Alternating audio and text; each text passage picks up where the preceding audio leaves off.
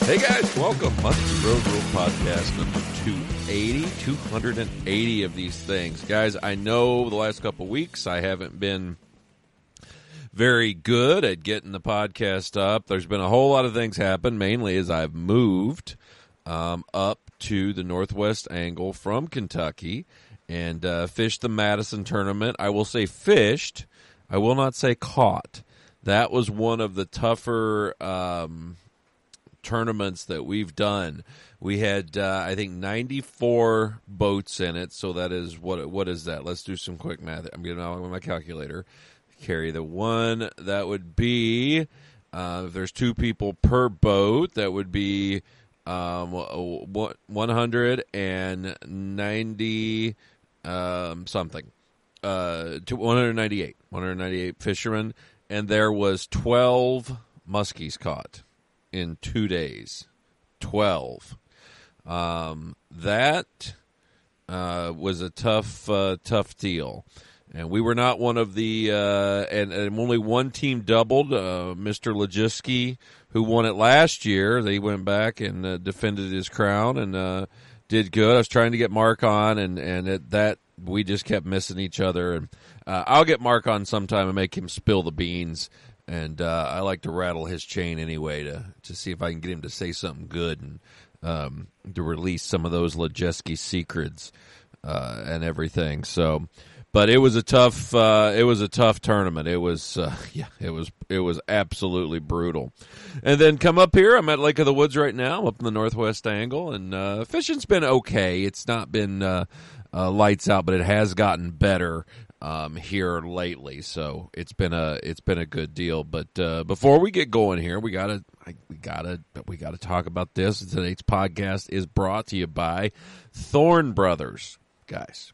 If you're in Minnesota, if you own a computer, why don't you go to thornbros.com?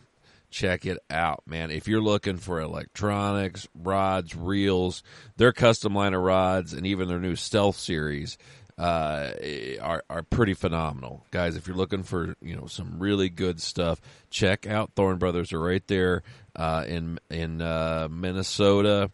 I think they're in Fridley, Minnesota. They're just north of the cities, and you're going to find out what you need. They've also got fish electronics and the fly angler. I mean, they've got so much stuff right there. The electronic staff is great. They can tell you exactly what you need for your boat. If you need it, they got it. Check them out, thornbros.com. You can also text us on our text line, the Lunge and Lures text line, which is 606-776-6729. Guys, shoot us a text, right? Yeah, let us know how you're doing out there. Let us know if you're catching fish. Or, I'm always looking for guests. Let me know who would make a good guest, let me know who I could talk to about muskie fishing, and sometimes the goofier the better. So I would love to do that. Shoot me a text. Let me know some guys I can reach out to and maybe talk about these crazy fish with. But again, the Lunge and Lures text line, 606-776-6729. Lunge and Lures. Make sure the 22 short, 22 long, 22 SS. They got so much stuff now. Go to lungeandlures.com. Also the spinners, the original Lunge and Tail, DC9, DC10, and the Nutbuster spinner bait. Check them out at lungeandlures.com. Guys, today on the show, we've got a Canadian. We went north of the border. From 54 or bust, we have Glenn McDonald. Glenn, how you doing, buddy? I'm doing good. Doing good this morning. Excuse me, Greg. And you touched on a lot of things in your intro there. 280 episodes for you guys.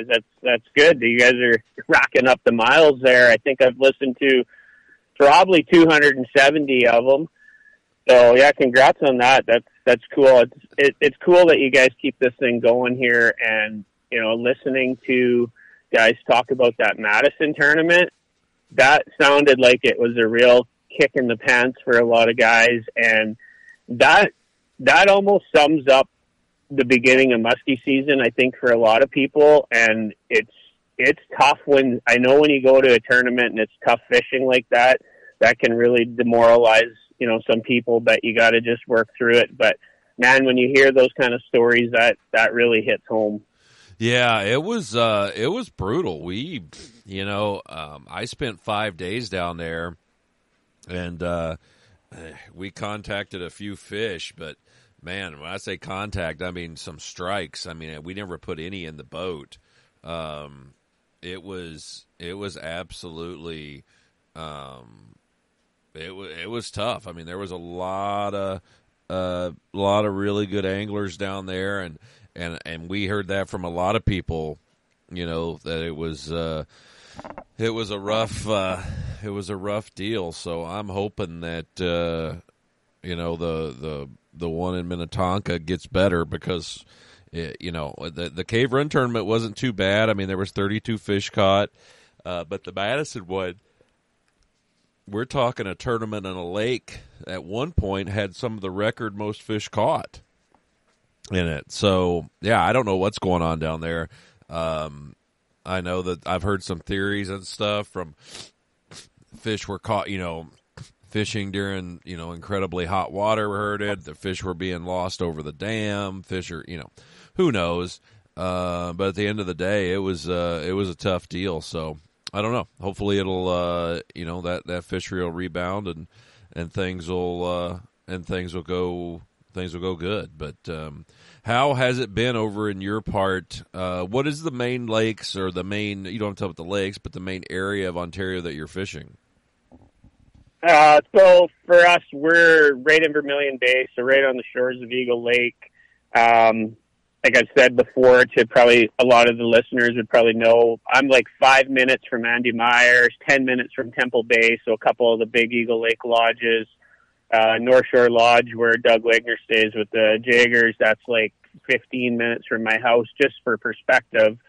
So we fish Eagle a lot. We go up, we fish Cedar, Peralt, little bit on the Goon, and then a couple of the smaller lakes, the Indian Lake Chain, Canyon, and then some of the outlying lakes. But we're an hour to Kenora to do Lake of the Woods, and an hour and 20 minutes, hour and a half up to Lac Sewell, which I haven't did. I would like to get up there, but that's kind of where we're at. And a couple weeks ago for opener, and we don't ever usually get super jacked up for opener, and this was the earliest opener we could possibly have. So again, for perspective, our opener was exactly a full week earlier than it generally is, just the way the calendar falls for that third Saturday in June. So we went out on opener. We went to one of the smaller lakes where we typically, we're able to kind of scrap together a 2 or 3 fish day, and we only ended up with one. We moved quite a few. We had a couple short strikes. We had a couple lazy figure eights, and it was pretty typical Shield stuff for opener. It was a mix of weeds, rocks. We didn't really spend any time in the shallow bays looking for the kind of holdover males that might be back there after spawning, because we're just, we're not interested in that 32 to 36 inch fish. Not that they weren't there, because I think they were, but we concentrated more on, those areas that the fish would probably be moving out to. So the outer edges of the weeds, that were up, and then those first break lines and first points coming out. And it was definitely a mixed bag that opening weekend. And I've heard that from a lot of people. I know Thatcher down in Nestor Falls and Lake of the Woods said there's been, kind of a similar thing down there. Guys are seeing them, but they're just not really eating. The Eagle Lake guys, we're hearing some success, but I haven't heard of anybody really lighting it up yet. Yeah, that's exactly what we're seeing over here. Here lately, like this week, things have gotten way better, in my opinion. And that meaning that we're moving a lot more fish and definitely getting shots, at some fish. Water temperatures are still, we had, I don't know, did you guys have that crazy wind yesterday? Oh, it's been crazy wind for pretty much the last month. We've only had little breaks in it. I guided Eagle last Friday, and that was really the only super calm day we've had. So yeah, yesterday was really windy. I was going to go out yesterday, and I held off because we had a big storm come through right at supper time. So I'm kind of glad I stayed off the water, but that's been a huge problem. I'm assuming same as you guys down at the angle, Greg. The wind has just been relentless.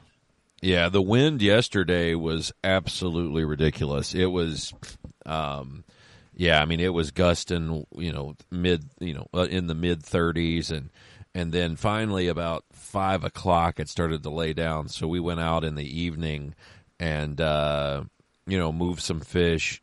But our water temps, are in that 60. I don't know. I mean, I think true water temp, I think we're in that 66 to 67 range. If it's calm and in a bay, you might see low 70s. But we're still kind of cool. But I think we're actually still where we should be. Last year was just really warm. From all the early temps being warm like they were. But yeah, I mean, in this morning, I mean, we're doing this podcast at 8 a.m. and it's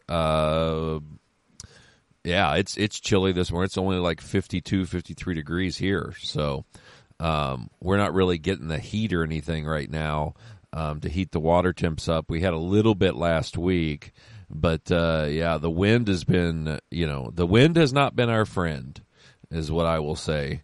I've always said on here and to other people that people that say they like fishing in the wind have never fished in the wind, because it is awful, especially some of the wind we've had.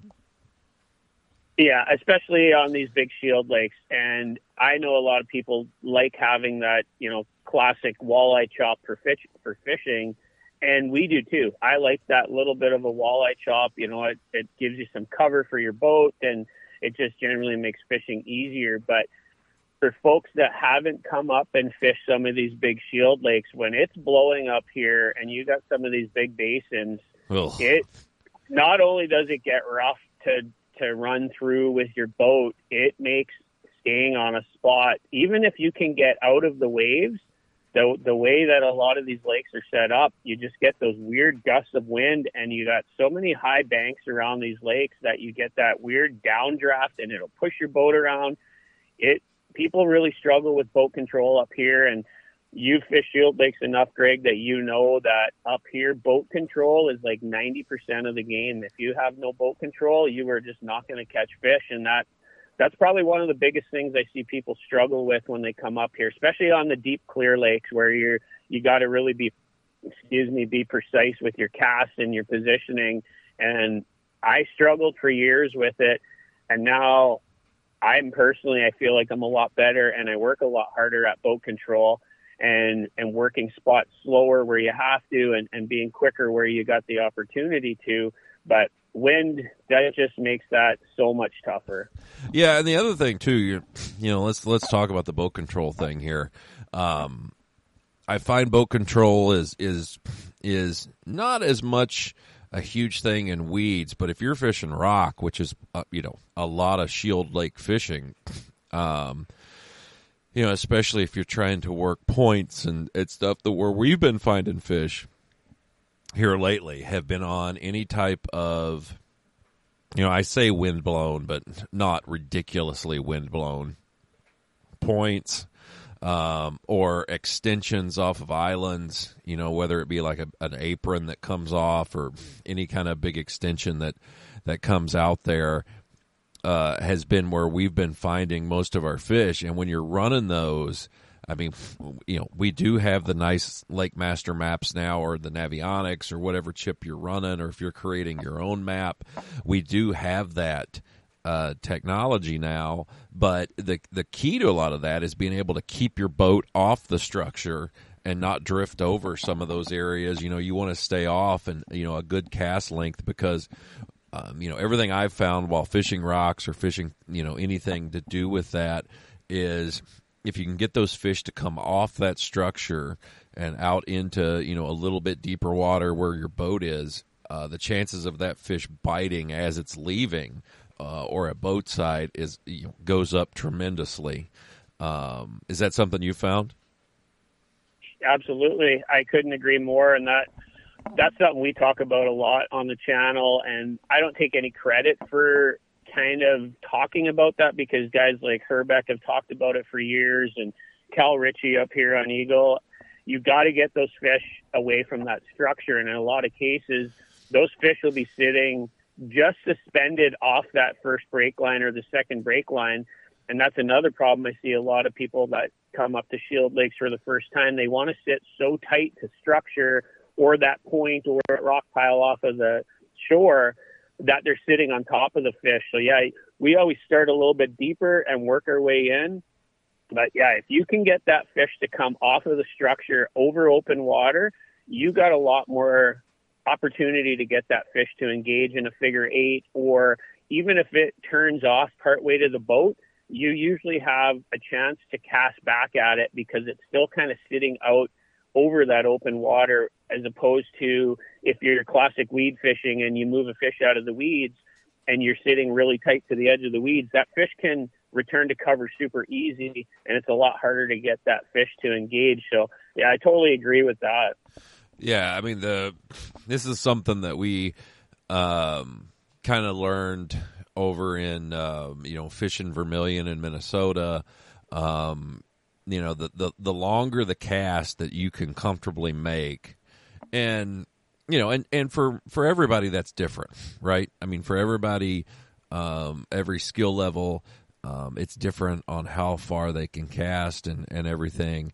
But if you can get those casts out there, lengthen those casts, be able to get off that structure more, especially when you're fishing straight retrieve baits or baits that you can stay in good contact with, you're going to be able to get more fish to strike, especially off of rock or super with the structure. I mean, anytime you can do that, the better. And those fish will. Oh, excuse me, Glenn. You got me up too early this morning. Hey, it was your call. I know. I'm an asshole. I'm an asshole. I've got guys here. We got to get out fishing today, so I didn't want to wait too long. But anytime you can get off that structure a little bit, that's a big part of it. And with the Shield Lakes up here, Glenn, what are you seeing right now? I mean, what are guys saying over in your area as far as the guys that are contacting some fish? What are they finding them on? Is it like what I was saying here, the points or aprons off the islands, or is it weed based, or what are you seeing? So yeah, for the most part, I've been out guiding a few times here already to start the season. Been out with my buddy Dave a few times, and then kind of in contact with a lot of the guides and camp owners. So kind of seeing the same pattern that you're seeing. We're getting some fish that are in the weeds. Water temps are anywhere from that low mid 60s to high upper 60s, maybe 70. But again, that true water temp, you even see that difference between the trolling motor and the back of the boat. That 2 feet difference, is making a 2 to 3 degree difference. So surface temps are just surface temps. Yeah, I mean, Glenn, it was pretty amazing. When I got here, I was reading, on my graph, on my Humminbird, I was reading like 68, 67 degree water, but then on my live scope, which is down a little bit further, I was reading 64. So, I was reading a good 3 degrees difference in just a couple of feet. So that told me right there that this water temperature down there is still pretty damn chilly. And that's the thing too. And then that's the other thing I've learned, this year so far, the, baits that are worked a little slower, not necessarily burning them, but baits that are staying down 2 to 3 feet are definitely moving more fish than baits going faster. Yeah, I would tend to agree. So most of the guys are seeing that mix, that wherever the weeds are up and they're good, which isn't everywhere. We've found on pretty much every lake we've been on historic spots where there should be good weeds. Some areas are not up as good yet, and other areas are really good. And then you got those rock fish that are starting to move to those first rock points coming out of the main, bay areas. And out on Eagle on last Friday, I started to see a few fish on that classic summer open water rock piles. So I think we're probably a week or so away from fish setting up, and I think we need to see that 70-degree water before we really see fish setting up. And another thing that kind of tells me that is that the walleye guys are still catching muskies. So the walleyes haven't fully moved out to the open water structure yet in our area. So a lot of cases, the walleyes are still kind of holding up on slightly shallower areas, and it seems that the muskies are still around them. I know 2 near legal or legal sized muskies caught on a jig and a minnow. One was up on the English River system. Another one was on Eagle Lake. And so that kind of tells me there that, things haven't fully set up to, full summer patterns. And again, guys like Steve Herbeck and, some of the other guys that have fished Shield Lakes for years, they'll tell you that it's usually that 1st to 7th of July where you're right into that pure summer pattern. Yeah. I still think we got fish moving. I think they're kind of scattered and stuff, but I will say that over here we are starting to see some bigger fish, which is nice. We got a real nice 49 on Sunday, and then we've moved here in the last few days probably 4 fish in the upper 40s to 50-inch class, which has been nice to see. And for us over here, one of our better baits has been a 9-10 combo from Mayhem, has been good. And then also I've been playing with Suics. The Suics have been really good early for me. I like a stop and go bait early in the season. And then also been playing some with swimming dogs, and they're really starting to look at those, and I think those are going to be something over this next week that are really going to be helping us. Has there been any particular bait or anything like that that's been working for you, Glenn? Well, to start the season, I would agree with that slower presentation. They didn't really seem to want to chase bucktails or spinner baits right off the get-go. So I put on what I would refer to as a castable fly. So it's a small marabou type of bait from Mad Chase out of southern Ontario.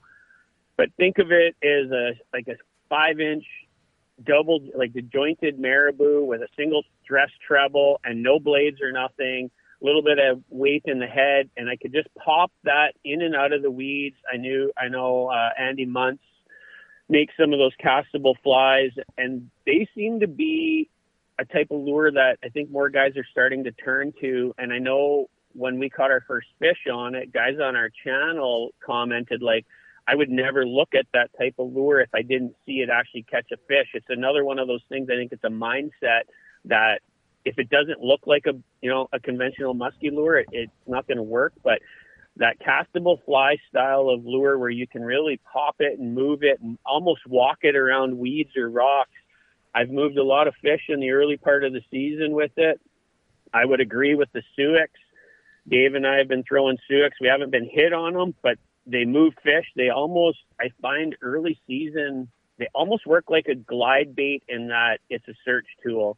Mm-hmm. If you can't move a fish with a fast-moving bait up front, generally like a Suic out the back, you can work it a little slower, and you generally get that little, investigation from a muskie, wants to see what's going on. And just as a teaser, we have what's going to end up being a couple show color Suics for next season that we're trying out this year. And the one that I've been throwing a lot, I really like, and I think over the course of the summer, we're going to get some fish on it. So that's a bit of a teaser there from Suic. They're going to be doing some cool stuff for show season next year already. So interesting that you say the swimming dog, because that, to me, I always think of that as a little bit more of a pure summer or late summer bait.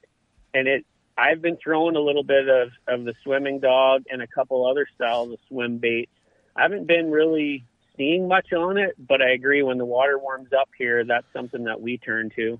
Yeah, it's something that basically I'm just wanting to fish a bait that'll get down that extra 2 to 3 feet. And, what we've been doing is with something like that is as it, throwing it up there to the rocks, and as basically I think that it's cleared the structure, slowing it down a little bit, letting it get down some.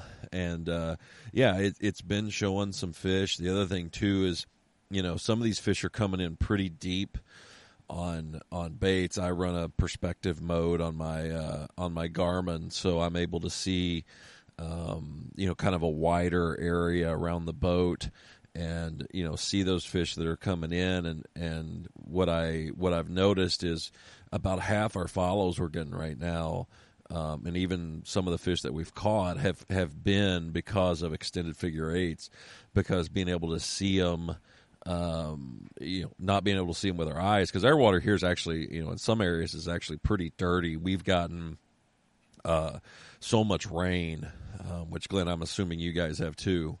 We've gotten so much rain. Some of the water is pretty stained right now, and it's tough to, with the glare or with, the wind, it's been really hard to see some of these fish. And if it wasn't for the perspective mode on the Panoptics, I don't even know if we'd even see the damn things.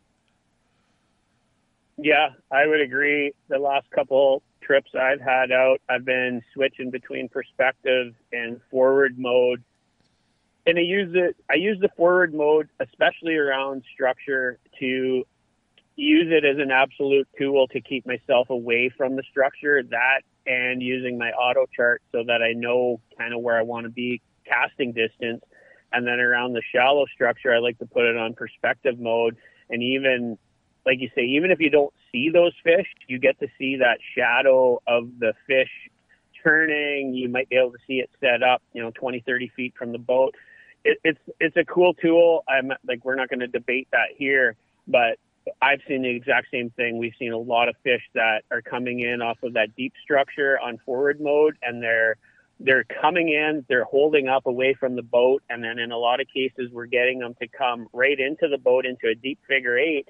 We may not even get a shot at them, but they're engaging around the boat, and then they're rolling off. So they're not quite in that, that mode to go. Another bait I was going to ask you about, Greg, have you tried out the new pit bull? I was fortunate enough to get a couple from Jeff at Team Rhino to try up on the Shield Lakes here, and I know they should be coming out any time now. I know Jeff's been getting a lot of slack. I haven't talked to Brad about it, but when I first heard about the pit bull, I thought it's a little bit small for Shield Lakes, but that little bit extra weight forward really seems to make that a slightly different bulldog. And I did catch a little dink here on the weekend on it, but we moved a lot of fish in what I would typically use a Suic or a similar dive and rise, as opposed to maybe a rubber around some shallower stuff, and still able to get that classic pull pause from the pit bull. Have you tried that at all, Greg? I've got a couple of them. I have not been trying them too much. I've tried a lot of stuff. I've been throwing quite a few tubes and everything, but I haven't tried that yet, but I do have it out. I threw it down in Madison, and and then I would have needed a seine down there, I think. But I've thrown it down there, and it does look really good in the water and everything. And again, there's just so many baits and stuff to try. But I do agree with you. I think it might be something that's going to be working right now. So, by you, have you guys had the rain and stuff like we've had?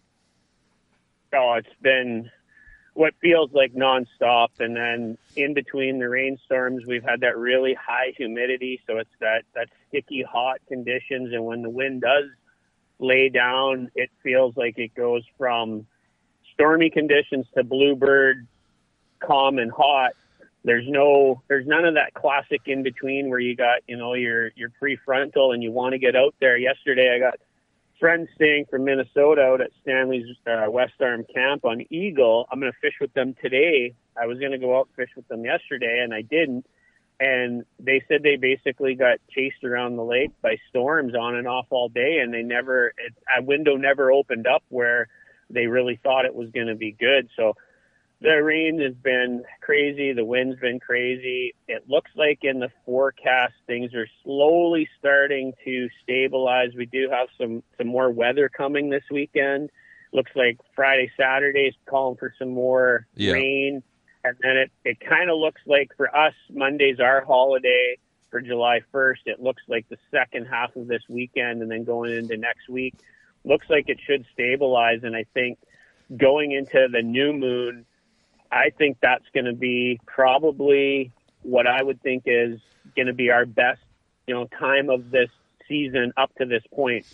And for us, new moon almost always seems to be our personal favorite. When I look back on old videos or our fishing logs, new moon, underfoot, if you get, a really good time of the day where that happens, maybe it's later in the day, closer to sunset, that always seems to be such a key time for us, even more than a full moon. So for guys coming up, we talk about it lots, like try and plan your day around some of those moon phases. Obviously the weather trumps all that, and it's hard when we got these quick moving storms that come through. And that one that come through, I think it was Monday night, the night of the NHL hockey final game. Yeah. That storm that blew through here, I looked at the radar and it was down where you guys are on the angle, and it was further south into the States, and it was further north here. It was just a huge band of isolated storms that came through. We had tornado warnings. But they're super quick. They're super isolated.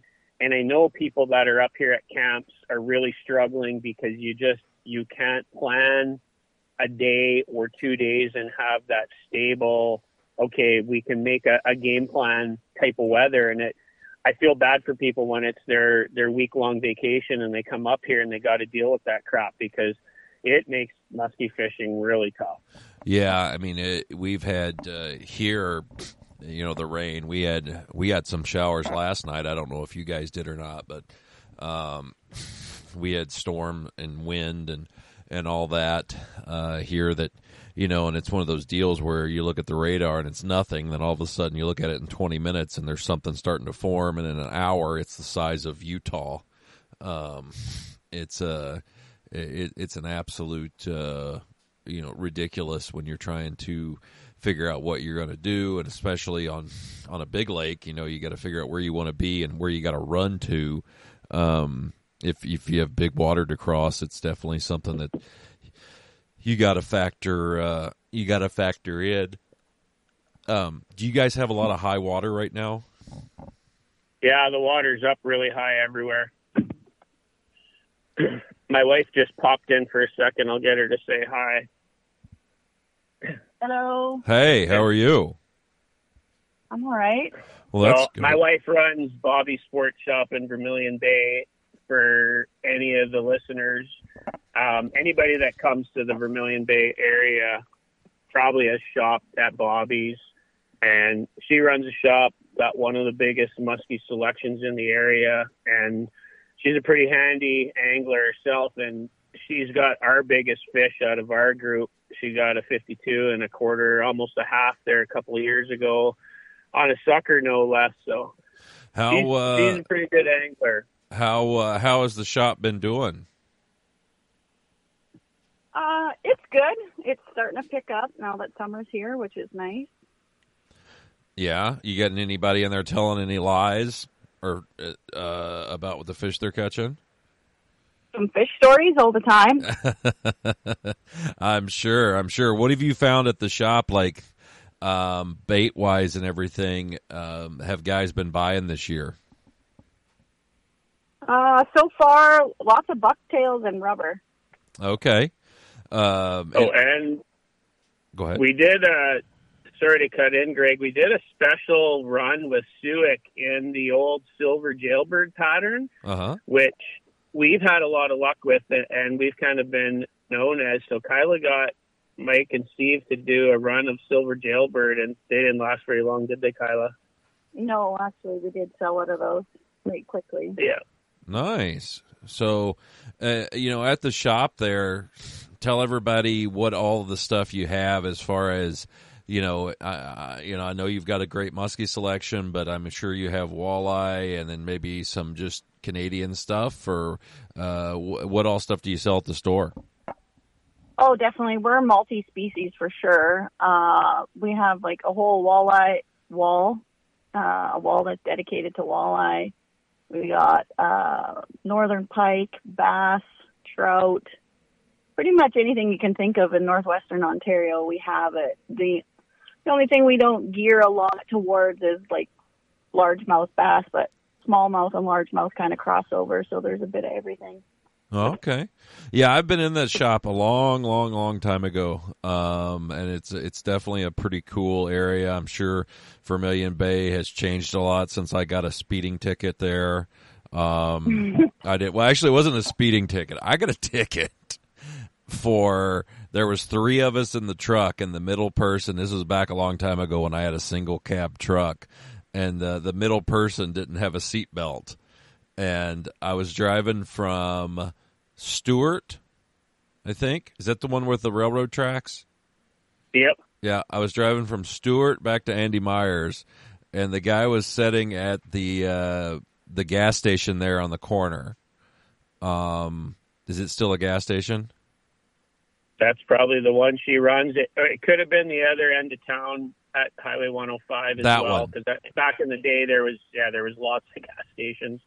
Yeah, it was at the one at 105, and the guy was sitting there, and I happened to look over. We made eye contact, and I was like, oh boy, here he comes.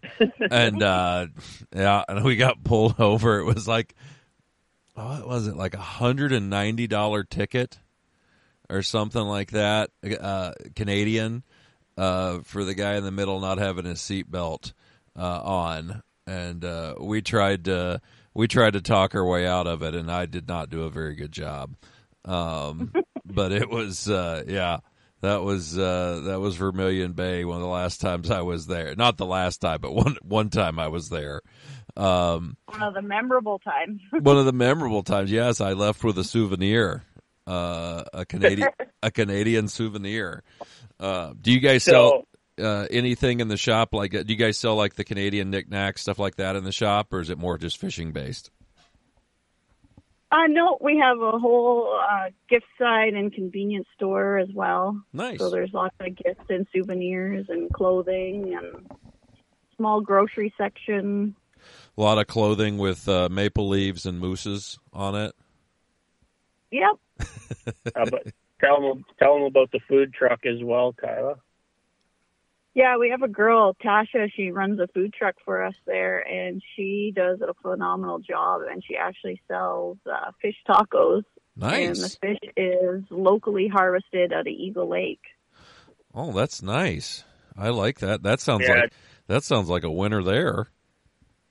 Yeah, she's done a really good job. She's really taken it to the next level, just not your ordinary fishing trips or your ordinary food truck, and she does a really good job with it. And what's the other Canadian delicacy she builds there?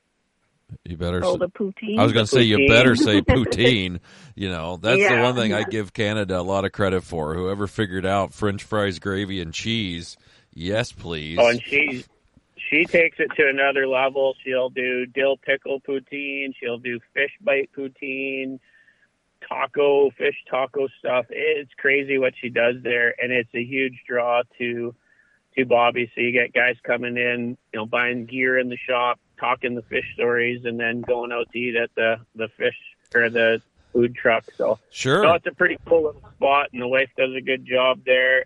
Unfortunately, it takes a lot of her time, and she doesn't get out fishing with us as much as she should. Well, I get speaking it. of which, she's got to run to work right now. Well, all right. Well, hey, good luck at the shop today. And for anybody coming through Vermilion Bay, whether you're going to be coming to Eagle or any of the surrounding lakes, stop in there at Bobby's and, get a fish taco and buy a suic. Damn it. Okay, thanks for the shout out. All right. We'll see ya. All right. See you, Kai. Bye. When you talked about Stewart, Greg, I've heard, and I've fished it a couple times. I fished both upper and lower.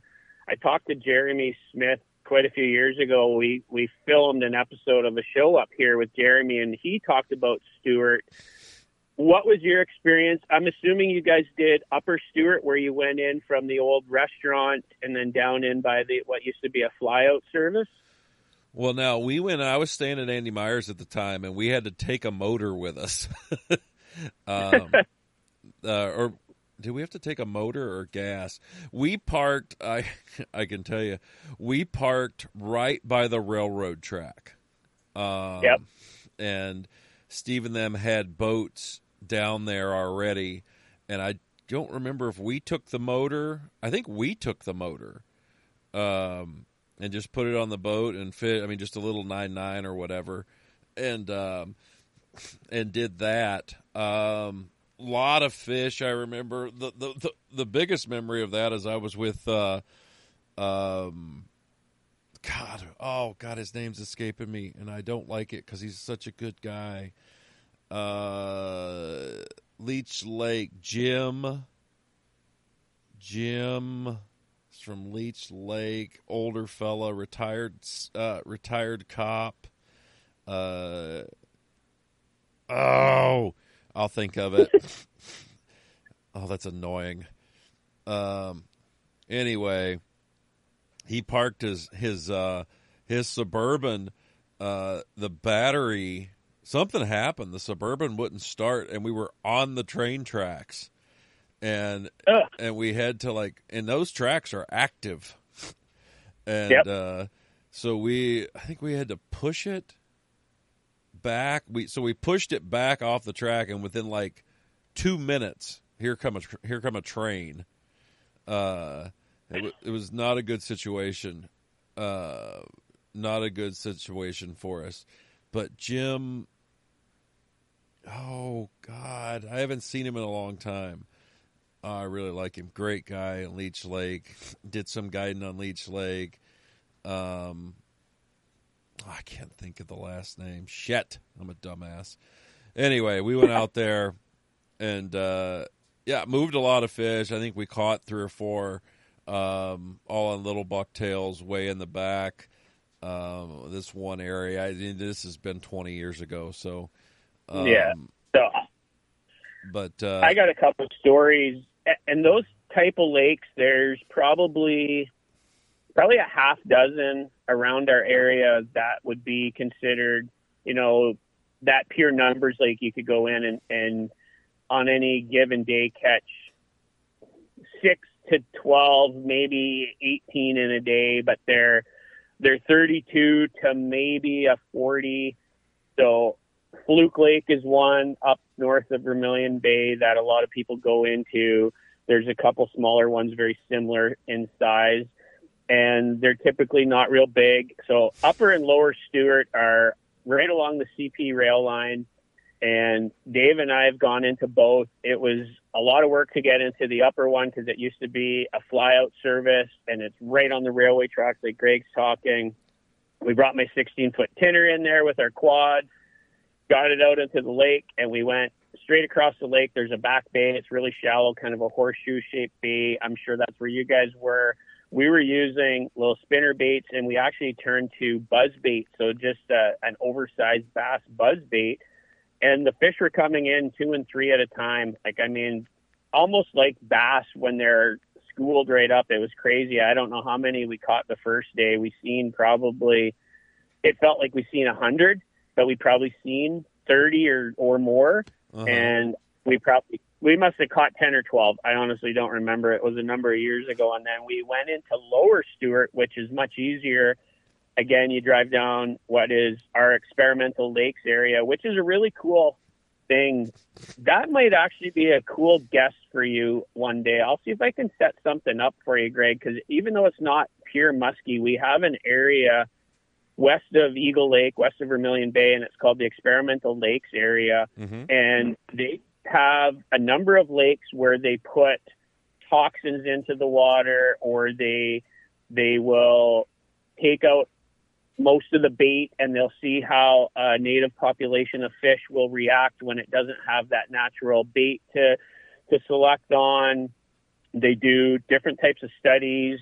in the water and how the lakes react to different types of sediment and runoff and toxins and chemicals. And it's a government funded area. It's off limits to the public, but they do a ton of really cool research, and it's surrounded by trout lakes and some really good musky lakes back there. It's a really cool place. I don't know all the ins and outs of it, but it's something that, maybe in the future would be an interesting little topic. But you go down that road, cross the railway tracks, and then you can actually back your boat right in. You could take a pretty decent sized boat in there. And Dave and I went in there and we caught, again, I don't know, 10 or 12. And I think we just changed lures every time we caught a fish. Mm-hmm. They were all 32 to 38. We did see one that we would have maybe pegged in that low to mid 40s, which is pretty legit for those small lakes. But when people come up to Eagle, for example, and you get on a tough week on Eagle, and you can go all week and not see a fish or not have really a chance. And for some people, it's nice to do that day trip to a different lake and have an opportunity to at least boost your confidence or see some more fish.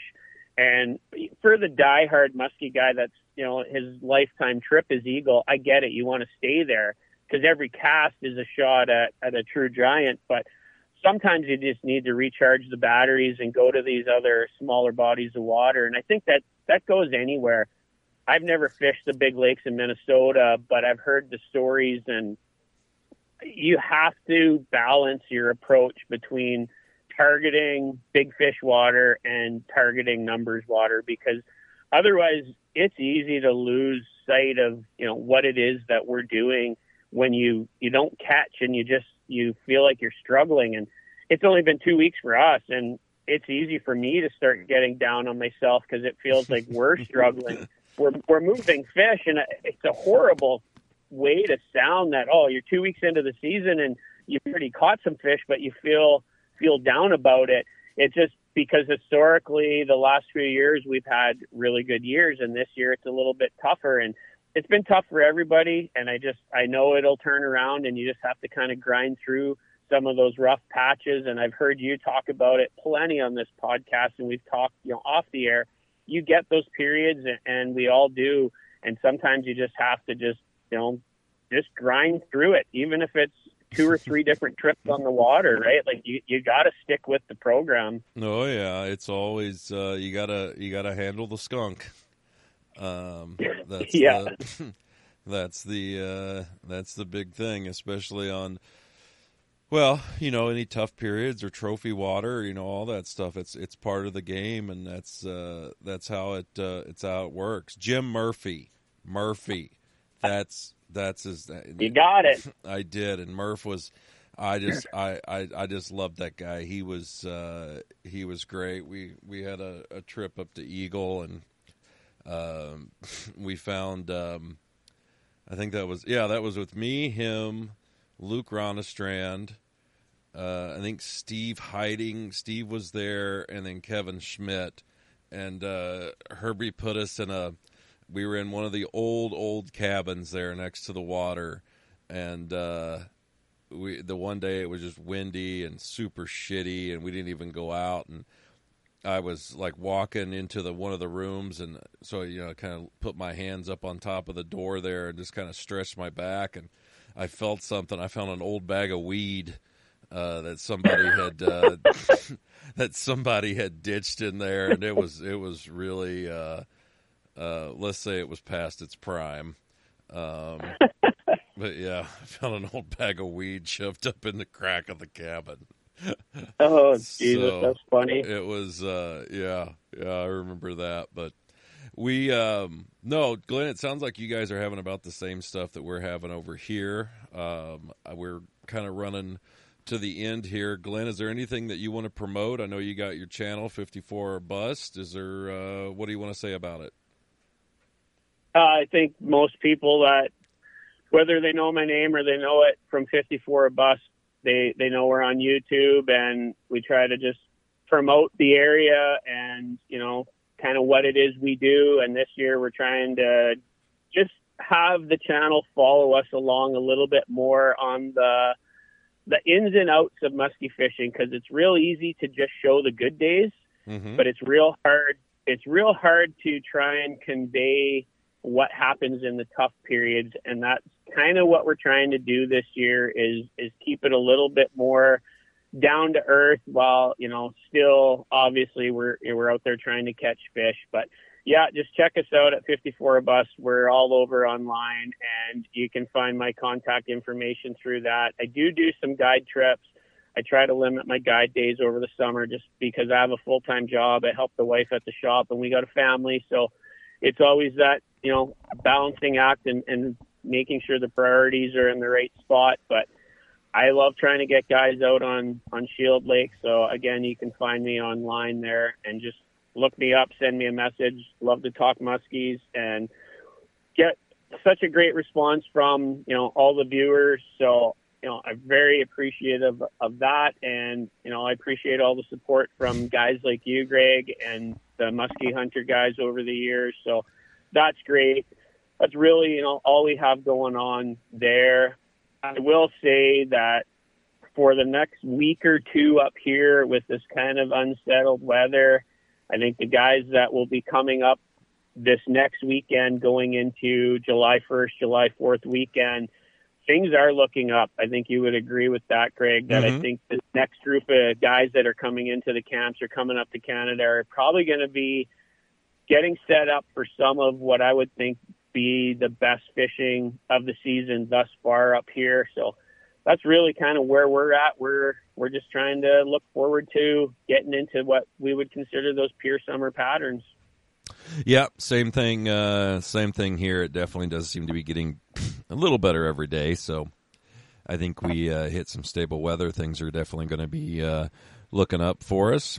And guys, if you're coming up to the Northwest Angle or thinking about it, make sure you stop into Jerry's restaurant there, right at Young's Bay. We just opened up the Muskie Lounge upstairs. Stop in, have a drink. If you're in the area, we'd love to see you stop by. If you want to go fishing, I do have a few days left. I actually have some next week during the 4th, and then I have some spotty days left in September if you guys want to. And then I'm just starting now to book and get everything settled up for my about a month of Minnesota live bait fishing in the fall. You can always shoot me a text on the text line, and I can help you with that. So, guys, thanks for listening. Glenn, thank you for coming on, and I'm sure we'll be talking later, okay? Yep, sounds good, Greg. I appreciate it, and I'll reach out off the air and see if we can maybe find a day where I'll run down there, or maybe if you get a day or day and a half window, maybe you can run up this way and we'll go hit Eagle or something. That would be fun to get back in the boat together. We had some good laughs the last time, even though there was some serious crap going on behind the scenes with Muskie Hunter. I think we could have some fun this time. And just want to thank all the listeners, and keep doing what you guys are doing, Greg. It's always fun listening to you guys. I always appreciate everything you guys do. All right, Glenn. You take care, bud. Okay, take care. Thanks, guys. Bye.